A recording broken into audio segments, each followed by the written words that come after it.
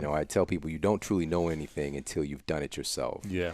And little did I know that, you know, my story really was coupled with a change in the way that I was sleeping, helped to transform my body and my health. So when I was 20 years old, I was diagnosed with something called degenerative bone disease and degenerative disc disease. So the disc in between the vertebrae and my spine were breaking down. And my first physician told me I had the spine of an 80-year-old, and I was 20, right? And even take a step back before that, you know, you being from St. Louis playing high school sports there, I went to Lafayette, which is the #1 school in the state currently for a couple of things. And no big deal. Yeah, you know, but at the time, so when I was 15 years old, I ran a 4.5 40 right before the football season. Wow. So football 15. went through, when I was 15. And so, but I was really into track. Like, that was my thing. And so at track practice, I was doing a 200-meter time trial. And as I was coming off the curve into the straightaway, my hip broke. I broke my hip. Wow. Right? No trauma. Some Bo Jackson stuff right there, you know? So random, right? But, you know, I just thought I pulled a muscle. And, you know, being a hard-headed guy, I just kept coming to practice for a couple of days until my coach made me go. And I got a scan done, and there was my iliac crest, like the tip of my hip bone, had just broken off. Oh. And so standard of treatment, ultrasound, NSAIDs, ice, stem, ice, crutches for a couple of weeks, got to get out of class early. Yeah. So I thought it was cool, but nobody stopped to ask, how did this 15-year-old kid's hip break? You know? Just running. And this is something usually reserved for people when they're older, you know, and generally people think that people fall and break their hip, but in reality, they break their hip, then fall. Right? And that's kind of what was happening with me. So I was so malnourished, with just kind of cut to the chase, that my bones were just breaking down rapidly. Wow. It wasn't until 5 years later when I got that diagnosis. And, you know, being an aspiring athlete, it just kind of made my whole world come crashing down. Very scared, you know, especially getting the diagnosis that there's nothing that I can do about it. And this was an incurable condition, according to my physician. I was smart enough to get multiple opinions, but it was the same story. So 2.5 years went by until things changed. And I definitely dipped into a state of depression for sure, you know, kind of mingled around in that and gained about 50 pounds of unsexiness.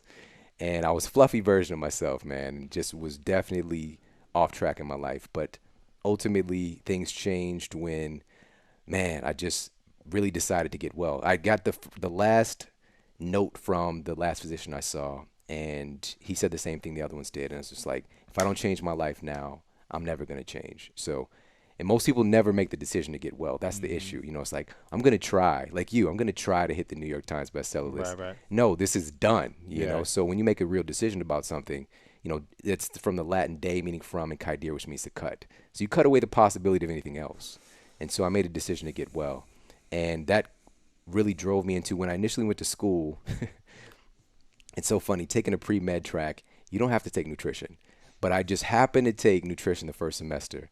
And I remember it so clearly. There's a big auditorium-style classroom, and the teacher walked in, but his belly came in first. Wow. And I was like, oh, he's going to teach me The how to nutritionist. Yes. It's funny when you see a big doctor, you know, it's like just overweight and trying to prescribe you something about your health. And you're like, how is this? It's kind of ironic in a way. But, you know, the thing is, these are generally really great people, and they're doing what they're teaching. Yeah, what they were taught too. And a lot of people don't know this, but a lot of nutrition programs in colleges are funded by General Mills. You know, so there's a vested interest to get people to eat, like, you know, cereals. the bottom of the pyramid, right? Which is the #1 kind of glycemic loading food, you know, the highest spiking food, which is a tragedy, you know. So people are just chronically elevating their blood sugar, which is keeping insulin turned on, which is keeping them storing fat.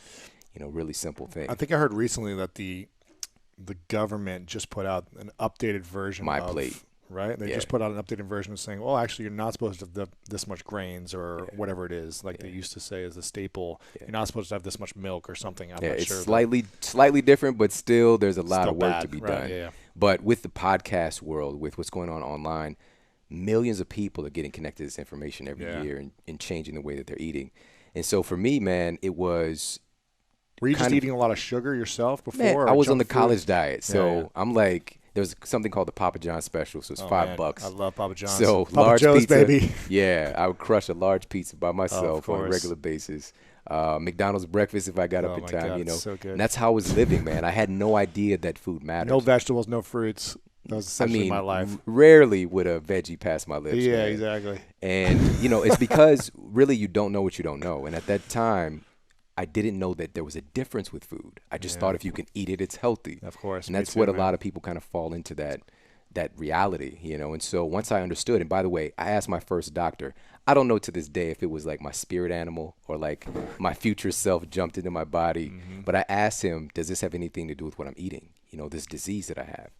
And he looked at me, he just cocked his head and like shook his head. He's like, this has nothing to do with what you're eating. Really? He's like, Yeah. you were born with this. This This is something you just have to deal with. genetic I'm or- sorry. Yeah. And so, Wow. but it never sat right with me because he told me this has nothing to do with what I'm putting in my mouth. But then he wrote me a prescription to put some drugs in my mouth.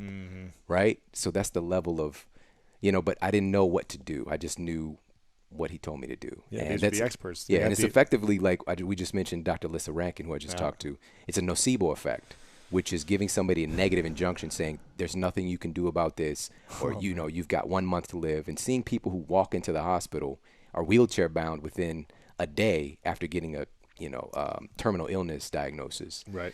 And so the power of our minds is very powerful, man. But for me, so to kind of wrap up the story and see the light at the end of the tunnel, I'm a very analytical person by nature, like I mentioned. So it wasn't like I made this decision and unicorns came out and the clouds parted. I really dug in and decided. I remember going to school and learning this stuff, but I was taught a lot about disease, you know, and problems. I'm going to learn everything that I can about health in the human body. So there was basically 3 things I did. Number 1, I changed the way I was eating, you know, funny enough. Number 2, I started to move again. And it's shocking how many people are diagnosed with something and their doctor tells them to be careful, don't do anything, bed rest.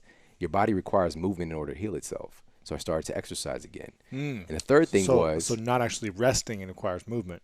Yes. Is that true? There's this crazy study, and I actually mentioned it in the book, and it was done on horses. And, you know, a racehorse can be potentially, you know, millions of dollars, the value. Yeah, of course. And if they break a bone, that's grounds for the animal to, you know, get put down, quote, put down. Yes. And so there's a really vested interest in keeping that horse's bones healthy.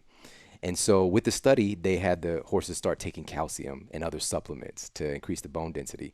And there was some change, but there was even more change, more radical change, if they walked the horses and gave them the supplements.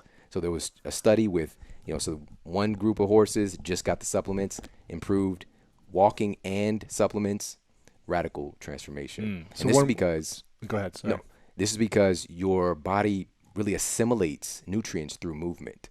Not through sitting there and resting. Right. I mean, you can do some stuff, but when you really move your body, it's actually turning on, activating biochemical pathways for your body to actually assimilate stuff. No, you if know? you have a broken leg, Of course. you're not supposed to be walking No. on it. And especially, you know, if you have an acute situation where, you know, you just got hurt, take a couple days off. But then from there, you need to do what you can. A little bit of movement at a time. Right. Do what you can. Not like to extreme pain. Yeah, that's but just silly. Just a little bit of movement at a time. Yes. Okay, I just want to make sure we're Yeah. clear. Like, oh, well, I broke my back. You're telling me to Yes. run? Not today. Yeah. Not today. Yeah, Gotcha. you want to take your time, but you want to do what you can. Some you know? movement. And it's also, especially, you know, being an athlete, you start to fall into a victim status very quickly. You know, that something's wrong, things are just going bad now, and we start to self-pity instead of just being proactive. It's easier said than done, but a big cause of you getting well, because, you know, you usually hear about cause of problems. A big cause of you getting well is you being active, for sure. Okay. So, and what was the third thing? So the third thing, and really quickly, so with the nutrition piece, and that's really my domain. That's where I've been operating for a decade and a half now, clinically. And man, it was really simple, man. I did the low-hanging fruit. So instead of eating like a McDonald's burger and fries, I'd go to, you know, I was shopping at Whole Foods, which just opened in St. Louis, which the Midwest is kind of late to getting a lot of stuff. Really? It just opened there? Yeah. I thought it's been there for a while. Yeah, this was, let's see. So this this was is a while about, ago. this is No, about yeah, yeah. 16 years ago. Gotcha. you know? I was like, I No, thought you no, said it it's just been there. opened. I was It's like, packed what? there too now, Yeah, yeah. man. But when I was first started shopping there, it was like me, some random old guy, and then Right. like a lady with a Some tie-dye yogi shirt woman. on. Yeah, yeah. Right?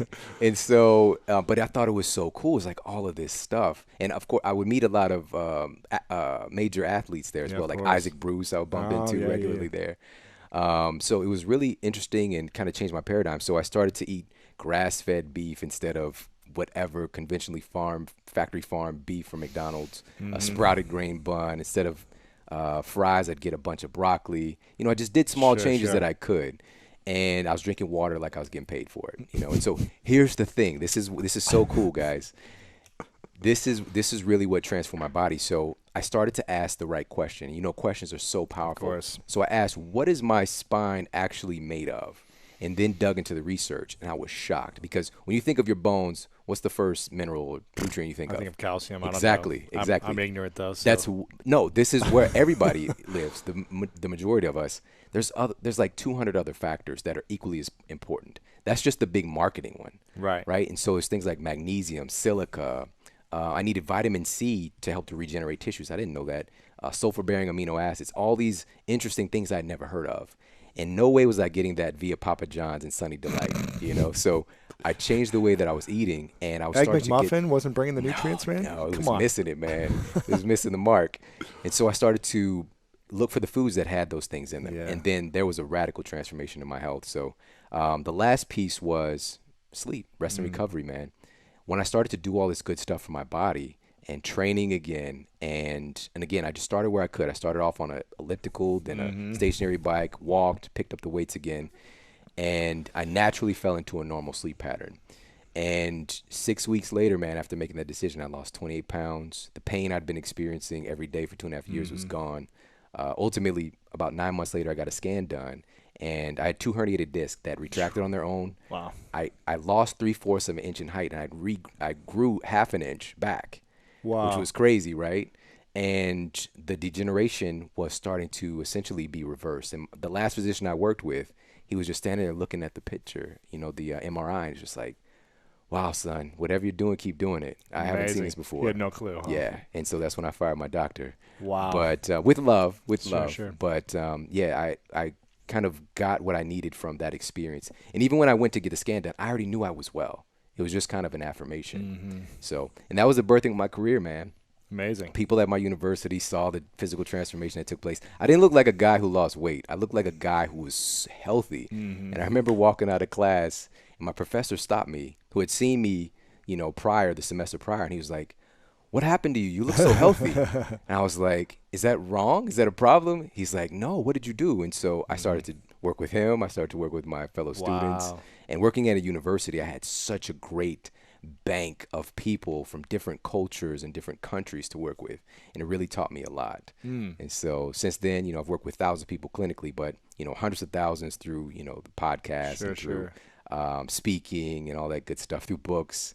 And it's just been an amazing ride, man. Amazing, man. And if you want to learn about the key foods you need to eat to master your health, make sure to watch this video right here. The lining of our gut and actually break through the border. Really? Yeah, they really do. And that's what causes eczema and bingo. causes breakouts. Yeah, exactly. Acne, brain fog,